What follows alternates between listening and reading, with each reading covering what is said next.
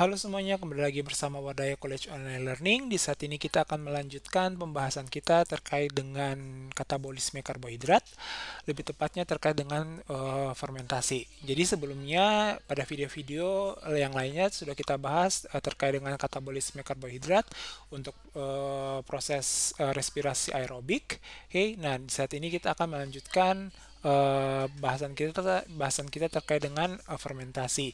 Nah, untuk katabolisme karbohidrat itu ada dua kejadian atau dua nasib. Apabila seandainya itu ada oksigen, maka dari glikolisis akan dilanjutkan oleh respirasi aerobik yang berlangsung di mitokondria, yang dimana proses respirasi aerobik ini menggunakan oksigen sebagai akseptor elektron akhir.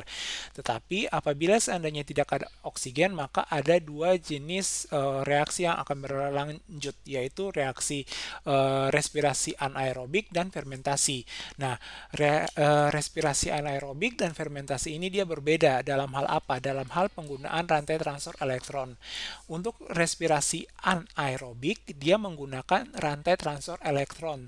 Namun, yang membedakannya dengan aerobik, pada anaerobik ini, dia tidak menggunakan oksigen sebagai akseptor elektron akhirnya. Oke, jadi dia tidak menggunakan oksigen. Bisa saja unsur lain yang dimana memiliki sifat keelektronegatifan yang hampir sama dengan oksigen gitu. Misalkan sulfur dan unsur lainnya. Oke, nah selanjutnya untuk yang fermentasi ini dia sama sekali tidak menggunakan rantai transfer elektron. Artinya bahwa fermentasi ini dia sebenarnya hanya berlangsung di sitoplasma sel. Oke, jadi fermentasi dia berlangsung di sitoplasma sel. Nah, dalam video kali ini saya akan menjelaskan dua jenis fermentasi, yaitu fermentasi asam laktat dan fermentasi alkohol. Nah,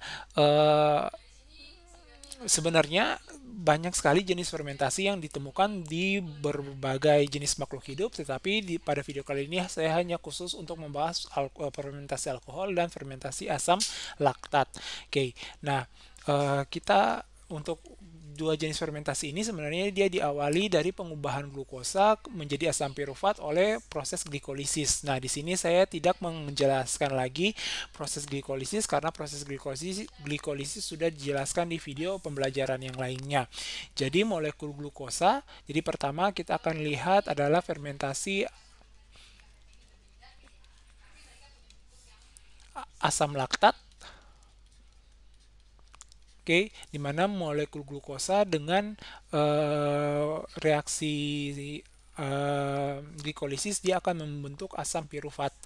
Oke, dari satu molekul glukosa dia akan menghasilkan dua molekul asam pirufat. Glukosa molekul berkarbon 6 dia akan menghasilkan dua asam pirufat molekul berkarbon 3. Nah, di sini prosesnya itu yaitu proses glikolisis.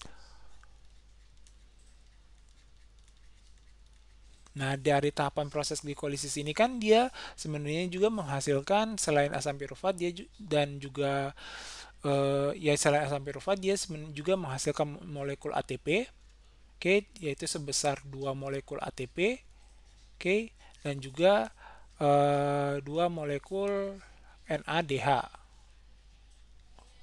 Nah, 2 molekul NADH ini selanjutnya akan digunakan untuk memberikan elektronnya kepada asam pirufat. Jadi NADH selanjutnya dia akan bereaksi dengan asam pirufat. Oke, dia akan membentuk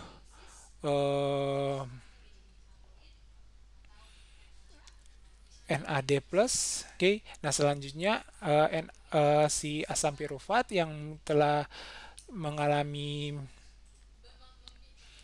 dia setelah dioksidasi oleh NADH jadi setelah direduksi oleh NADH jadi NADH mengalami oksidasi, dia memberikan elektronnya, asam pirufat menerima elektronnya, maka si asam pirufat akan membentuk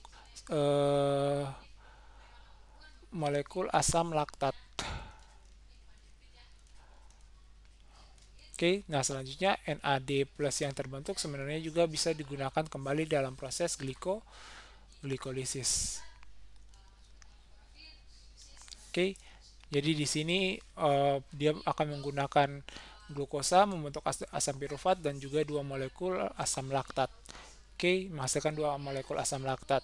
Nah, di sini dapat dilihat bahwa dalam proses fermentasi alaktat, proses ini sebenarnya dia hanya menghasilkan 2 ATP, yang walaupun 2 ATP tersebut sebenarnya juga dibentuk dari proses glikolisis pengubahan glukosa menjadi asam